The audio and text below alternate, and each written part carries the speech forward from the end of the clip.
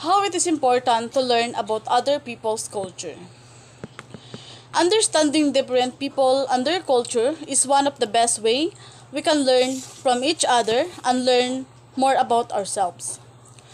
Culture is the shared language of a community, the holidays that are celebrated, and the religion that is practiced.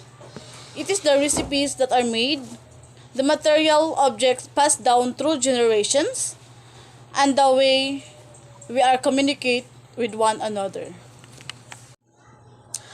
What difficulties can people living in a foreign country experience? Living in a foreign country is not always positive and awesome. As an expat, you will have to face a lot of challenges. Moving abroad is an important step in life. Unlike everything, it's also one big learning curve depending on your situation and your personality. It can take a while to get settled in your new environment. So here is the overview of the challenges.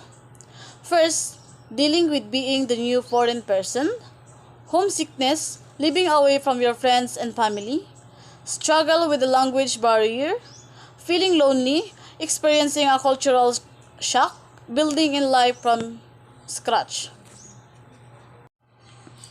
What benefits can there be for people working in a foreign country?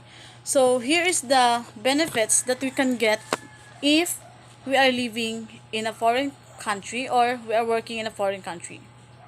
First is benefit from professional development, improve your communication skills, gain insight into another culture, be a self-starter, get a global mindset, develop a global network of contacts, earn a higher salary, enjoy travel opportunities, experience personal growth, and the last is improve your future prospect. Certainly, adopting a global language would make our life easier. But languages and cultures are inextricably, so if we choose to have a common language, the cultural diversity will disappear.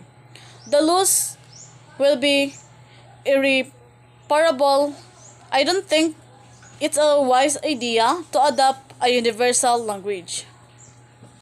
What negative effects might come from a country losing its traditional cultures? The loss of traditional cultures can affect a country in many ways. If there are business based on traditional skills, cultural loss can affect the economy of a country. Since traditional cultures represent a country, major changes in cultures can have an impact on tourism in that country.